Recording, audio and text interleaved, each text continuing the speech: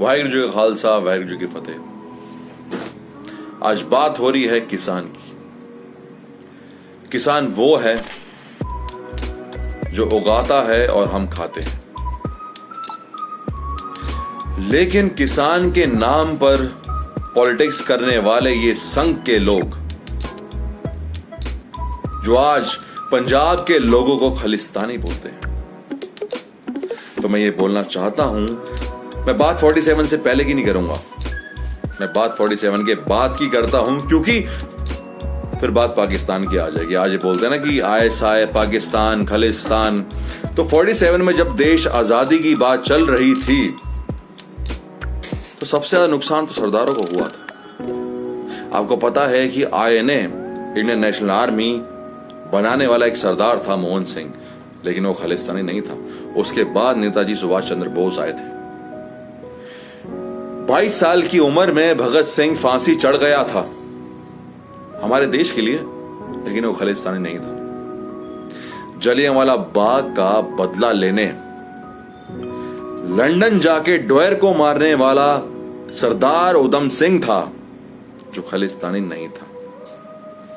अपने हक के लिए, देश को आजाद कराने के लिए, लड़ने के लिए पंजाब सबसे आगे था, क्योंकि काला पानी में 120 लोगों में से 90 से ऊपर जो फांसी हुई वो सारे सरदार थे, लेकिन वो खालिस्तानी नहीं थे। फिर हम बात करेंगे इंडिया चाइना वॉर की, 71 वॉर की, जिसके अंदर 71 वॉर में मेजर जनरल फैजल मुकीम खान की किताब है the Pakistani crisis of leadership, जिसमें लिखा हुआ है कि हमारा हारने का जो मुख्य कारण है वो सरदार हैं पंजाब के। अगर इनको हटा दो तो 20 मिनट में इंडिया फतेह हो जाएगी। लेकिन वो सरदार जो देश के लिए लड़े खालिस्तानी नहीं थे। और लगभग अगर मैं बोलूं आज की बात, अगर जो फौज में लड़का खड़ा हुआ है, चाहे पंजाब की घातक प्लेटून हो जो चाइना से लड़ती है, 22 साल का लड़का गुरनाम सिंह जो 12 चीनी को लेके अकेले मर जाता है, वो खालिस्तानी नहीं है। उसके बाद आज जो किसान बैठा है, उसका फादर मर जाता है सर्दी के अंदर दिल्ली में किसान आंदोलन में, और उसका बेटा सरहद पे शहीद होता है, वो खालिस्तानी नहीं है। कोरोना में जहां तुम छुप गए थे अपने घरों में, जहां मंदिर मस्जिद चर्च बंद थे तो खुले थे सिर्फ गुरुद्वारे, जहां सेवादार बिना नकाब की सेवा करते थे तुम्हारे घरों में, पहुंचाते थे। अरे पूछो उस लेबर से, पूछो उस वॉचमैन से, जहां लंगर पहुंचाते थे वो सरदार, वो खालिस्तानी नहीं थे। तो 20 लाख किसान जो आज रोड पे आ गया, अपना हक मांगता है, और वो हक तुम्हारे लिए ही मांग रहा है, तो क्या वो खालिस्तानी है?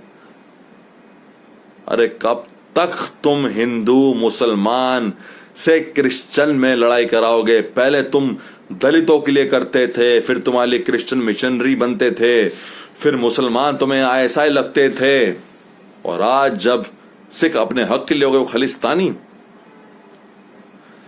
अरे खालिस्तानी अगर होते तो हाथ में AK-47 होती,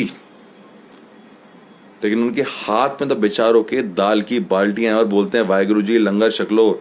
जिस पुलिस ने वाटर कैनन उनके ऊपर छोड़ी, जिस पुलिस ने आंसू गोले उन पे फेंके, वो तब भी कहते हैं अरे वाहिगुरू जी लंगर छक लो, और तुम कहते हो खालिस्तानी है। मेरे इस वीडियो के बाद अगर तुम अपने आप को शीशे में देख के तुम्हें एहसास नहीं हुआ कि तुम कितने नीच हो, जो तुम उस इंसान का साथ दे रहे हो, तो तुम जैसा इंसान इस दुनिया में कोई नहीं, क्योंकि तुम्हारा जमीर मर चुका है। और अगर जमीर मर जाए ना तो इंसान मर गया, क्योंकि मौत, जो डेड बॉडी है वो मौत नहीं होती, जमीर को मरने की मौत होती है। ध्यान रखना इस बात के बारे में। तुम किसान के लिए खड़े होगे ना तो भगवान भी तुम्हारा साथ देगा, समझे? इस चड्डी गैंग के लिए ना खड़े मत होना कभी, क्योंकि अगर एक इंसान 100% सच है ना तो भगवान हो जाता है वो। अगर तुम उसको भगवान मानना चाहते हो तो भगवान मानो, तुम्हारे लिए वो भगवान होगा, लेकिन मेरे लिए मेरा भगवान किसान है, जय जवान जय किसान, और मैं किसान के साथ हूं। जो किसान के लिए नहीं खड़ा है ना, वो किसी के लिए नहीं खड़ा है, उसका जमीन मर चुका है, वो दो कोड़े का इंसान है मेरे लिए। वाहिगुरू जी का खालसा, वाहिगुरू जी की फतेह।